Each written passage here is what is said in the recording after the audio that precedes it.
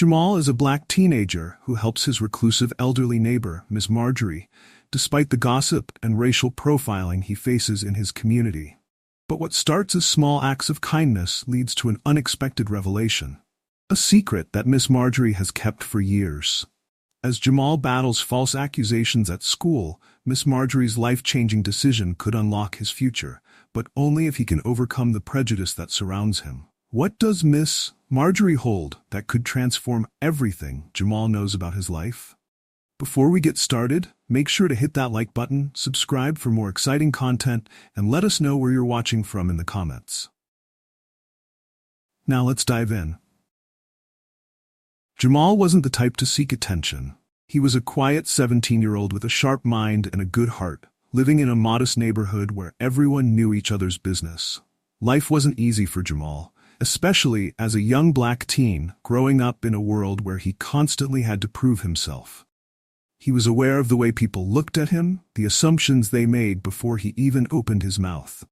His mother always told him, "You're going to face obstacles, Jamal, but you need to stay true to who you are.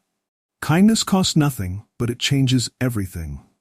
It was those words that echoed in his mind the day he noticed Miss Marjorie struggling with her garbage.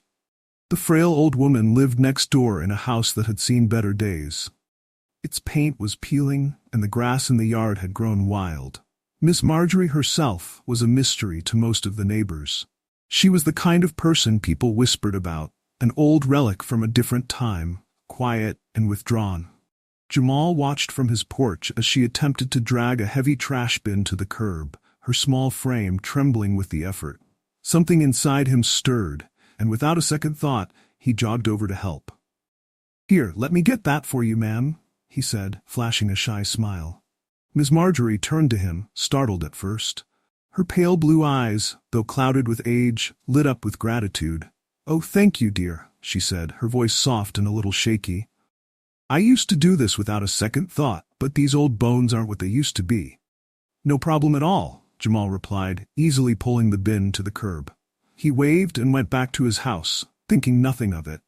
But that small act of kindness would set the wheels of change in motion. The next day, Jamal saw Miss Marjorie again, this time struggling with her groceries. Without hesitation, he offered his help once more. She smiled warmly at him, this time inviting him in for a cup of tea as a thank you. Jamal wasn't one to refuse a gesture of kindness, so he followed her into the house. It was like stepping into another world. Her home was old-fashioned, filled with antique furniture and black and white photographs lining the walls. It smelled faintly of lavender and old books.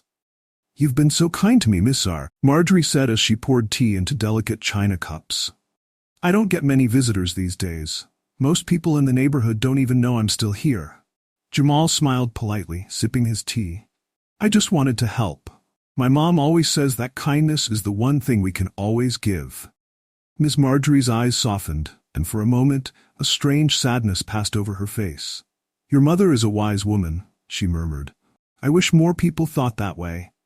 Over time, Jamal found himself stopping by Miss Marjorie's house more often. At first, it was just to help with small chores, taking out the trash, picking up groceries, mowing the lawn. But soon, their interactions grew into something deeper. They started talking, really talking, about life, about the world, about things that Jamal didn't feel comfortable sharing with anyone else. He had no idea that his presence in her life was more meaningful than he could ever imagine. The neighborhood, however, had its opinions. It wasn't long before the whispers started. People watched Jamal's frequent visits to Miss Marjorie's house with suspicion. "Why is he always over there?" they'd murmur. "He must be after something, probably looking to take advantage of the old lady." Jamal overheard some of these comments but brushed them off. He wasn't doing anything wrong, and he knew it. Besides, Miss Marjorie appreciated his help, and that was all that mattered to him. One evening, as he was helping Miss Marjorie sweep the leaves from her porch, she noticed his quiet mood. "What's on your mind, dear?" she asked, leaning on her broom. Jamal hesitated. "People are talking about me, about us. They think I'm only helping you because I want something in return." Miss Marjorie's face hardened slightly, her lips pressing into a thin line. "People love to assume the worst, don't they?" she said. They don't understand that kindness doesn't need a reason. Jamal nodded, feeling a sense of relief. I just don't get why people have to be like that. Fear, Jamal, she said softly. People fear what they don't understand. They fear what's different. But that's not your burden to carry. You just keep being yourself. The world needs more people like you. Her words settled deep in Jamal's chest. He knew what she was talking about. He had faced it his whole life, people assuming things about him just because of the way he looked. He had been stopped by security in stores more times than he could count, accused of things he hadn't done, just because of his skin color. He had learned to live with it, but it still hurt. But somehow, talking to Miss Marjorie made it easier to bear. She seemed to understand things that others didn't. Maybe it was because she had lived so long, seen so much. There was a wisdom in her eyes that told him she knew what it was like to be judged unfairly, even if their experiences were different. And so, despite the whispers, despite the sideways glances from the neighbors, Jamal continued helping Miss Marjorie, not because he wanted anything in return, but because it felt like the right thing to do. Little did he know that his simple acts of kindness were setting in motion a series of events that would change both their lives forever. Jamal's relationship with Miss Marjorie had started as something simple. Just a boy helping an elderly woman with her chores. But as the days turned into weeks, and weeks into months, something deeper began to grow between them. They weren't just neighbors anymore. They were friends, bound by an unspoken understanding of the world and the way it treated people like them. People who didn't always fit into neat little boxes. But as their bond strengthened, the weight of the outside world pressed harder. Jamal couldn't shake the feeling that something was about to change, and he had no idea just how profound that change would be. And so with every visit, every quiet conversation, Jamal unknowingly moved closer to a future he never saw coming. A future shaped by kindness, prejudice, and the unexpected power of human connection. As Jamal continued helping Miss Marjorie, their interactions grew more personal and meaningful. What started as simple tasks, taking out the trash, mowing the lawn, or fetching groceries, became long, heartfelt conversations on her porch. The once silent afternoons in Miss Marjorie's garden were now filled with shared stories, laughter, and the kind of wisdom that only comes from decades of living. Jamal looked forward to those moments where the weight of the world seemed to lift from his shoulders, even if just for a little while. Miss Marjorie, it turned out, had lived a long and complicated life. She began sharing parts of her past with Jamal, opening up in ways she hadn't with anyone in years. She was born in an era very different from the one Jamal knew. An era of deep division, where lines were drawn not only by geography, but by race, class, and status. Though she was kind-hearted now, Ms. Marjorie admitted that she hadn't always seen the world the way she did today. I was raised in a time when segregation wasn't just a thing. It was the way of life, she said one afternoon, her voice thick with regret. We were told to keep to our own, to fear people who looked different from us. Back then, I didn't question it. I didn't know any better. But now I see how wrong it all was. It's one of my biggest regrets. Jamal listened carefully, sensing the deep pain in her voice. It was strange to hear Miss Marjorie, who had become such a source of comfort to him, speak of a time when she might have looked at him with the same mistrust he encountered daily. But he didn't judge her. He knew all too well that people were products of their time and environment. What mattered was who they chose to become when they knew better. It's hard to believe that things were like that, Jamal said thoughtfully. I mean, I still deal with stuff, like people looking at me funny when I walk into a store, or teachers assuming I'm not serious about school. But the way you describe it, it feels like a whole different world. Ms. Marjorie's eyes softened. It was a different world, but sadly, not as different as it should be. People still carry those same fears, those same prejudices, they just wear different masks now. Jamal sighed. He had experienced it firsthand, especially at school. No matter how hard he worked, it always felt like he had to work twice as hard to get half the recognition. Teachers would question his grades, assuming he couldn't possibly have earned them fairly. His peers were no different. Some saw him as a threat, others ignored him entirely. It was exhausting. There's this teacher at school, Jamal began. Mr. Davis? He's always giving me a hard time. Like, he acts like I'm cheating or something whenever I do well on a test. Last week, he pulled me aside and said he wanted to check my notes because he didn't believe I could have done so well on the exam. I don't get it. I studied just as hard as anyone else, but it's like I'm guilty until proven innocent. Miss Marjorie listened intently, her weathered hands clasped in her lap. I'm so sorry you have to deal with that, Jamal. It's not fair, and it's not right. People like your teacher, people who make those kinds of assumptions, they're still living in the past, in a world where they think they know you before you've even said a word. Jamal nodded, feeling a mix of anger and helplessness welling up inside him. I just don't know how to change it. No matter what I do, it feels like I'm always going to be seen as less. You can't change the way others see you, Jamal. But you can change how you see yourself, Miss Marjorie said, her voice gentle but firm. Don't let them make you doubt your worth. You're more than their assumptions. You're bright, kind, and capable, and one day, the world will see that too. But until then, you just keep moving forward. Don't let them pull you down. Her words hit Jamal hard. He had spent so much of his life trying to prove himself to others, to show them that he wasn't what they expected or assumed. But here was Miss Marjorie, someone who had lived through some of the darkest times in history, telling him that he didn't need their approval to know his own value. It was a powerful reminder, one he hadn't realized he needed. As the months passed, the bond between Jamal and Miss Marjorie deepened. She became more than just a neighbor. She became a mentor, a friend, and in many ways, a second grandmother. Jamal found solace in her stories, in the way she had lived through so much, yet still found room for hope and kindness. He began to realize that people weren't just defined by their pasts, but by their ability to grow beyond them. However, not everyone saw their relationship in the same light. The gossip in the neighborhood grew louder, the whispers turning into accusations. Jamal overheard some of the more vocal neighbors one day while walking home from school. He's always over at that old woman's house. What do you think he's after? Probably trying to swindle her or something. You know how kids are these days, always looking for a quick buck. Jamal's stomach tightened. He had never cared much about what others thought of him, but this was different. They were questioning his integrity, his intentions. He wasn't doing anything wrong. He was just helping Miss Marjorie because she needed it. But in their eyes, that wasn't enough. There had to be some ulterior motive. He tried to push the comments out of his mind, but they lingered like a dark cloud. When he brought it up to Miss Marjorie, she shook her head sadly. People will always find something to talk about, Jamal, she said. That's just the way it is. But you can't let it stop you from doing what's right. Helping someone doesn't require permission from others. You know your heart. That's all that matters. Jamal wanted to believe her, but the weight of those words still pressed on him.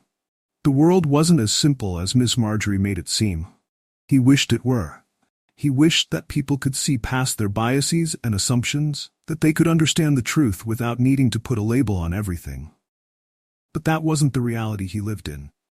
Despite the growing tension around him, Jamal continued to help Miss Marjorie. He felt like he owed it to her, not because she needed it, but because their connection had become something more than just acts of service. She had given him something that no one else had. A space to be himself, free from judgment, free from the expectations placed on him because of his race or his age. And that, more than anything, was what kept him coming back. As their friendship deepened, Jamal began to notice a change in himself too. He stood a little taller, walked with a little more confidence. He realized that Miss Marjorie had been right all along. It wasn't about how others saw him, it was about how he saw himself. But beneath the surface, something was shifting. Miss Marjorie's health had started to decline, though she tried her best to hide it. Jamal noticed the way her hands shook more, the way she winced when she stood up too quickly. He didn't say anything at first, but deep down, he knew that time was slipping away faster than either of them wanted to admit. What he didn't know was that Miss Marjorie was about to change his life in ways he could never have imagined. Jamal had grown used to his routine of helping Miss Marjorie. It had become more than just an act of kindness. It was a source of peace in his increasingly chaotic world. But lately, something felt different. Miss Marjorie was quieter, her movements slower, her face etched with a weariness that Jamal hadn't noticed before. He didn't want to pry, but he couldn't help worrying. He had grown to care for her deeply, and the thought of something happening to her weighed heavily on his mind. One afternoon, after a particularly rough day at school, Jamal decided to visit her earlier than usual. The weight of his frustrations, accusations from teachers, the looks of suspicion from classmates was suffocating him. He knew that just sitting on Miss Marjorie's porch talking would help him feel lighter. When he arrived, however, something was off. The house, usually filled with the soft clinking of china or the hum of Miss Marjorie's radio, was eerily quiet. He knocked on the door, but there was no answer. Concerned, Jamal knocked again, louder this time. "Miss Marjorie, it's me, Jamal." Still no response. His stomach tightened as a sliver of panic crept in. Jamal gently pushed the door open, it was never locked, and stepped inside. The house smelled faintly of lavender as always, but it felt different, almost hollow. He found her sitting in her favorite armchair by the window, her hands clasped tightly in her lap. Her eyes were closed, her breathing shallow. "Miss Marjorie?" Jamal's voice wavered. Her eyes fluttered open, and for a brief moment, they were clouded with confusion before recognition washed over her face. "Oh, Jamal, dear," she whispered, her voice weaker than usual. "I didn't hear you come in." Jamal knelt beside her, his concern now a full-blown ache. "Are you okay? You don't look well." Miss Marjorie smiled, but it was the kind of smile that didn't quite reach her eyes. "I'm just tired, that's all. This old body doesn't have much fight left in it, I'm afraid." Jamal's heart sank. He had known for some time that Miss Marjorie wasn't in the best of health, but hearing her say it aloud made it all too real. He didn't know what to say, so he just sat there with her, the silence heavy but comforting. After a while, Miss Marjorie spoke again, her voice more fragile than ever. "You know, Jamal, I've been thinking a lot about the past, about how things could have been different." Jamal looked at her, unsure of what she meant. "I haven't told you much about my late husband, have I?" she asked, her eyes distant as if she were seeing another time and place. "His name was Harold. He was a good man, the kind of man who believed in giving back. We didn't have children of our own, but we always found ways to help others." Jamal listened closely, sensing that this wasn't just another one of Miss Marjorie's stories. There was something deeper here, something she had been holding on to. "Harold came from wealth," she continued, her voice soft but steady. "He never flaunted it, though. He used what he had to support causes he believed in: education, community development, helping those in need. Before he passed, he set up a trust fund with the intention of using it to help young people with potential. People who, for whatever reason, couldn't afford to follow their dreams. He wanted to leave a legacy that would change lives."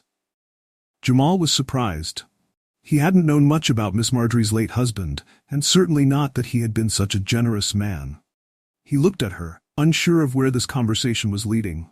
Miss Marjorie's voice grew quieter as she spoke the next words. "After he died, I didn't do anything with the trust. I was too wrapped up in my own grief. I felt lost without him, and for years, I just let it sit there untouched. It wasn't until you came into my life that I started thinking about it again." Jamal's brow furrowed. "What do you mean?" Miss Marjorie turned to him, her eyes filled with both sadness and hope. "You've shown me what Harold always believed in, that there are young people out there who deserve a chance. Jamal, you've been so kind to me, never asking for anything in return, always helping without hesitation. I see the potential in you, the drive, the goodness. I want to do something for you." Jamal's heart raced. He wasn't sure what she was saying, but it sounded too big, too important. "Miss Marjorie, you don't have to do anything for me. I help you because I want to, not because I expect anything." "I know, dear. That's why you're the right person," she said softly, reaching for his hand. "I've spoken with my lawyer, and we've decided to activate the trust in Harold's name. I want you to be the first beneficiary.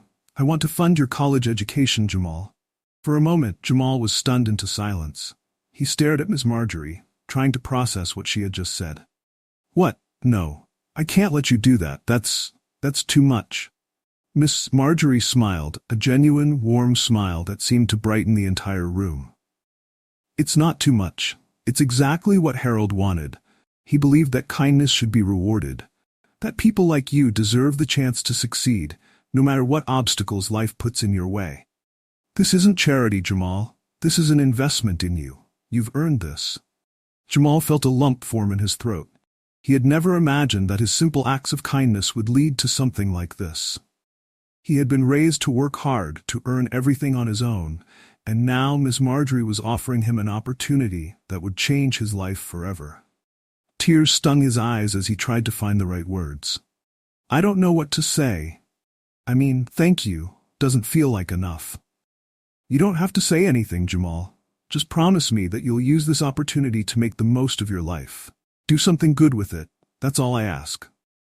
Jamal nodded, overwhelmed with emotion.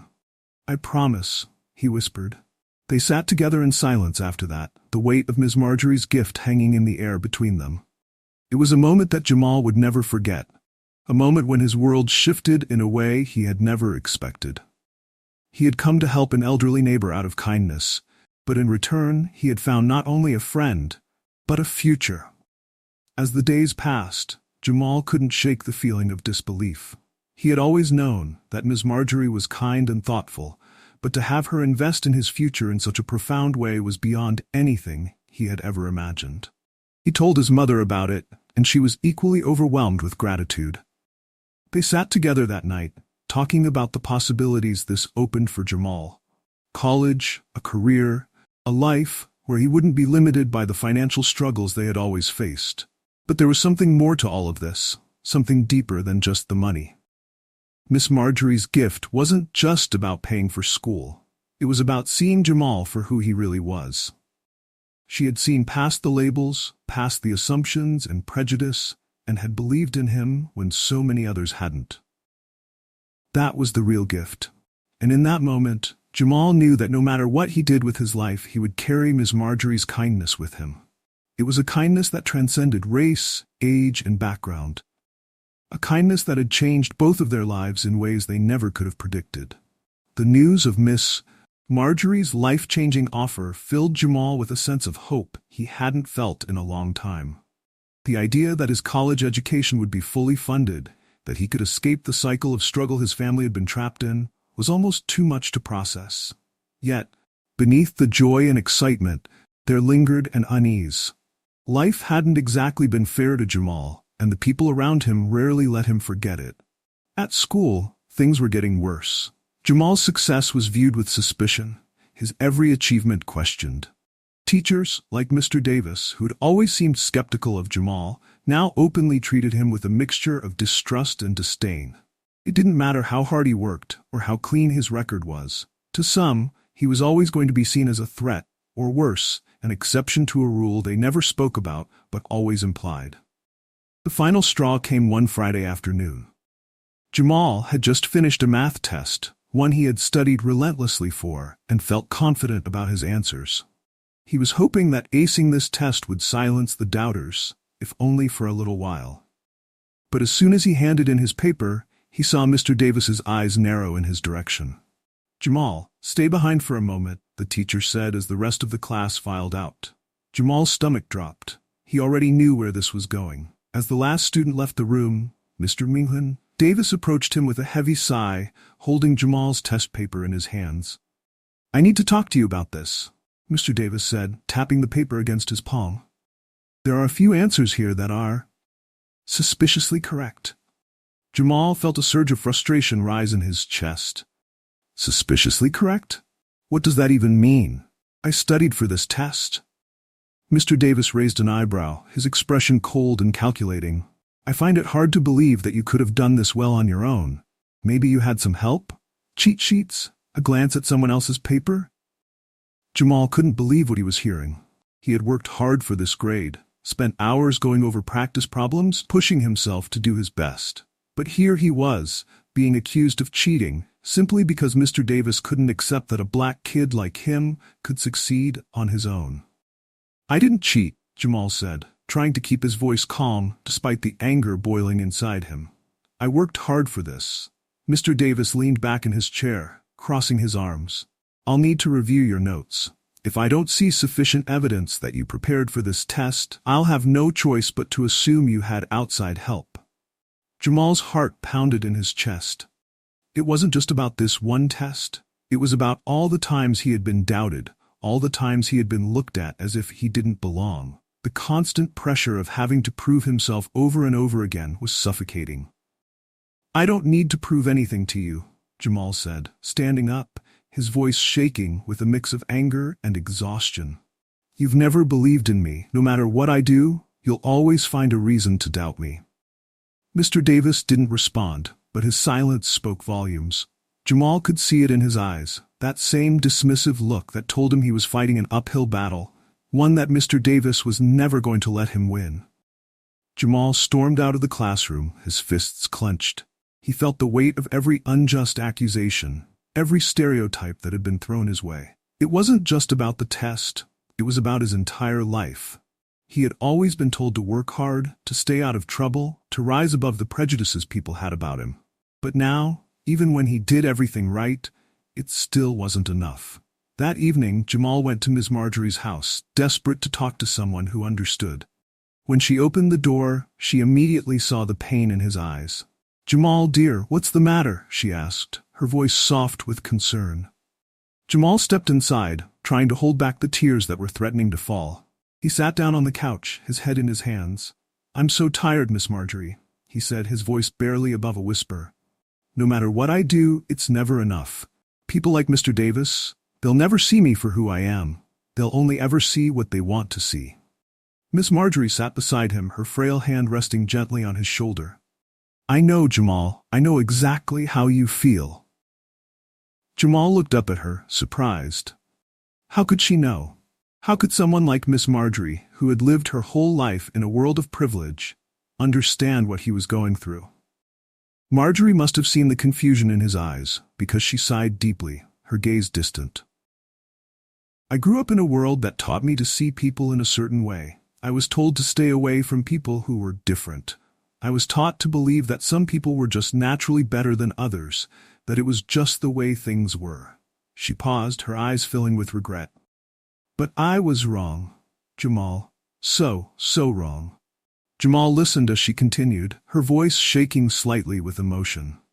"For so long, I believed what society told me about people of different races, different backgrounds. I didn't question it. But then as I grew older, I started to see things differently. I realized that all those ideas I had been raised with were just lies meant to keep people divided, to maintain control.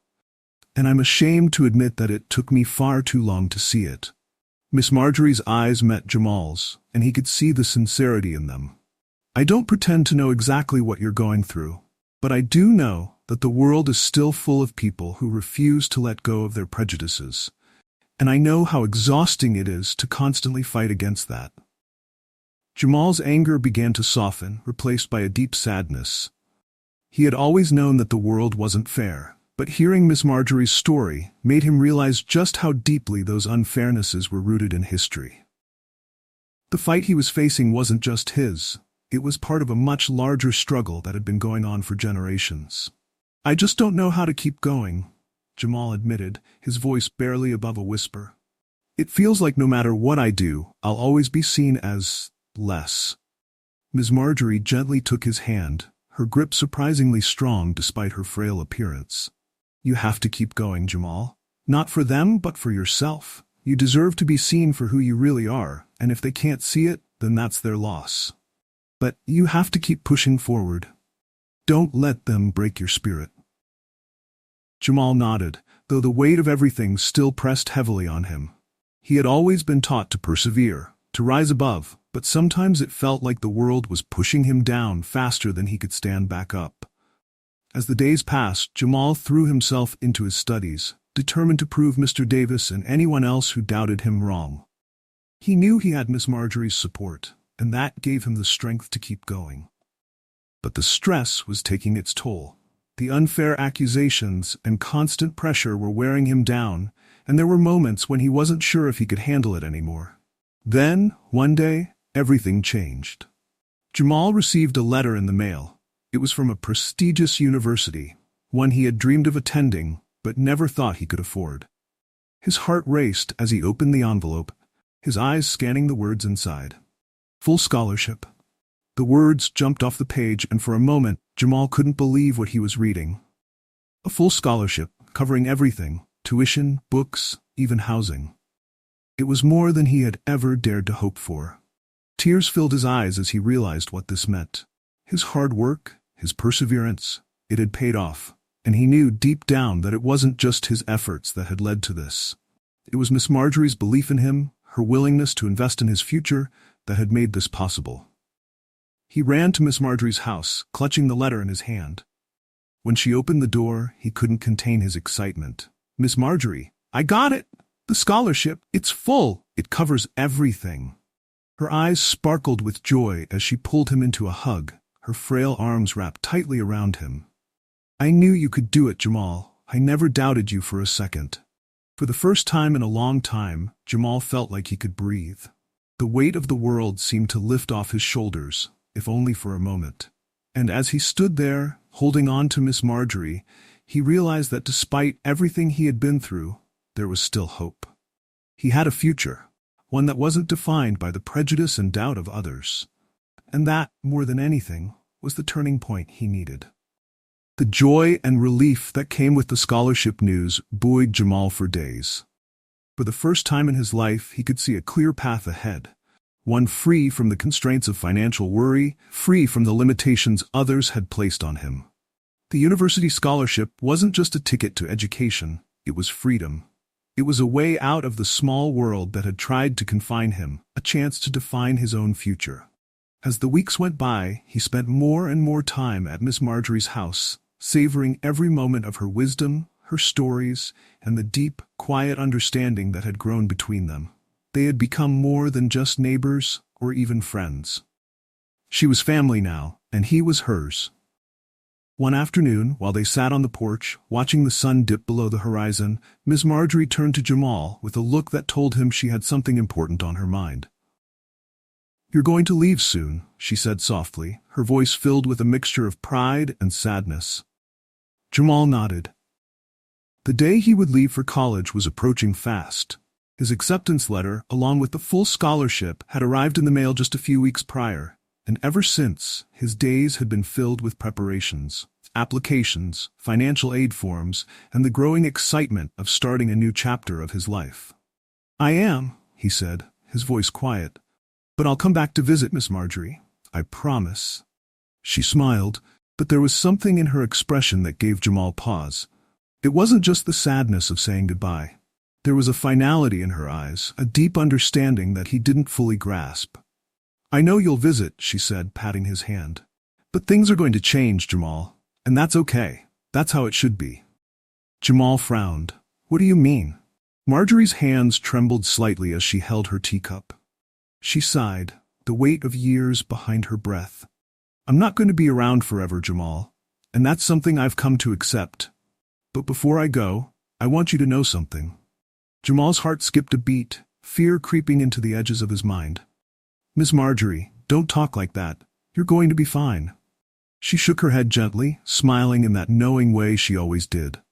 "I've lived a long life, dear, a good life. But we all have our time, and mine is drawing near. It's not something to be sad about, it's just life." Jamal didn't know what to say. The idea of losing Miss Marjorie, the woman who had become such a central part of his life, was too much to bear. He wasn't ready to say goodbye, not yet. "I'm not going anywhere today," she reassured him, seeing the worry on his face. "But I need you to promise me something." "Anything," Jamal whispered, his throat tight. "I need you to promise me that you'll use what's been given to you, the opportunities, the kindness, the lessons. Use them to build the life you deserve. And more importantly, I need you to pass it on. Kindness is like a ripple, Jamal. It spreads. You never know how far it will go or how many lives it will touch. You've shown me kindness, and now I've passed it back to you, but it can't end here." Jamal blinked away the tears that were beginning to form. He nodded, swallowing hard. "I promise, Miss Marjorie, I'll never forget what you've done for me." She smiled again, that soft, gentle smile that always made him feel like everything was going to be okay, even when it wasn't.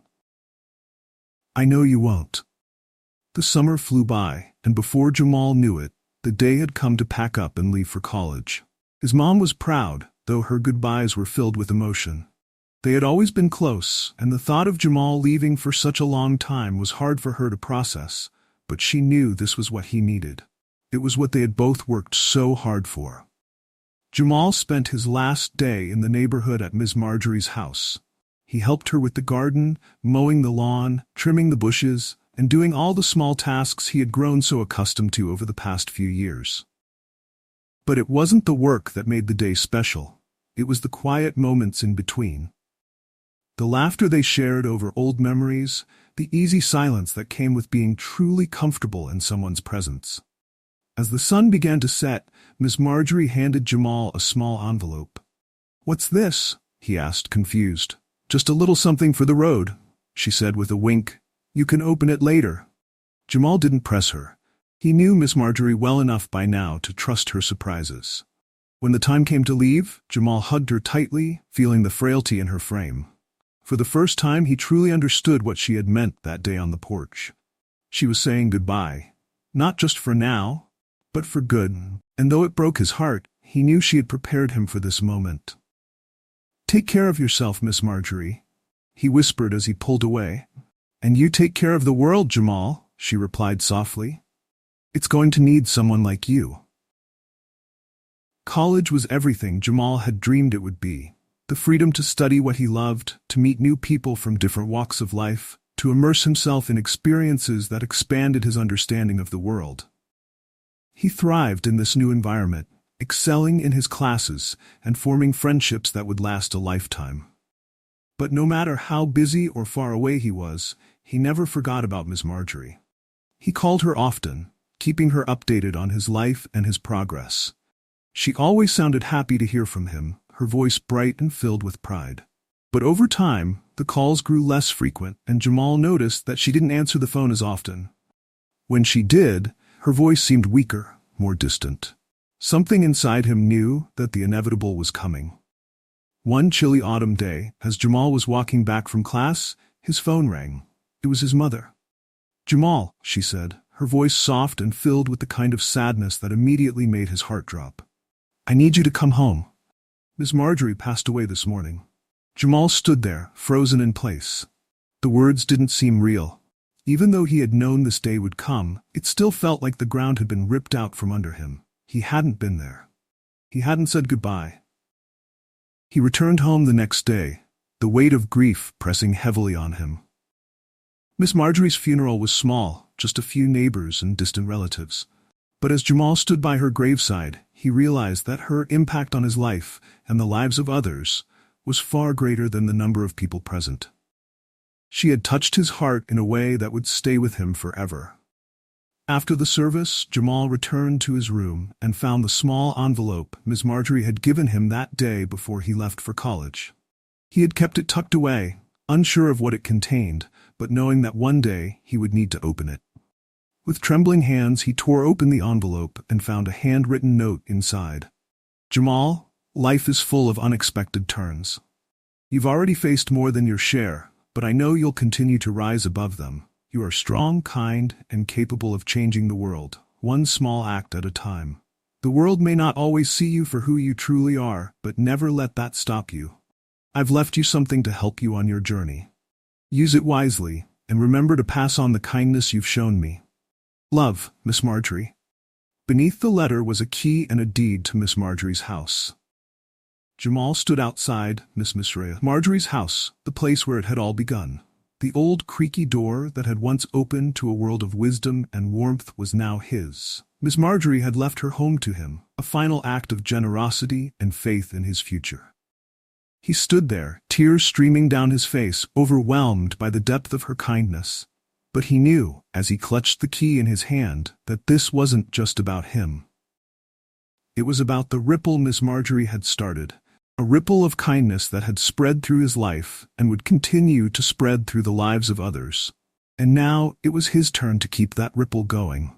With a deep breath, Jamal unlocked the door and stepped inside, ready to carry on the legacy of kindness that Miss Marjorie had passed down to him. Ready to change the world, one small act at a time. Thanks for joining us. If you enjoyed this story, don't miss the next one. Click on the video now to watch. We appreciate your support, and we'd love to hear your thoughts in the comments.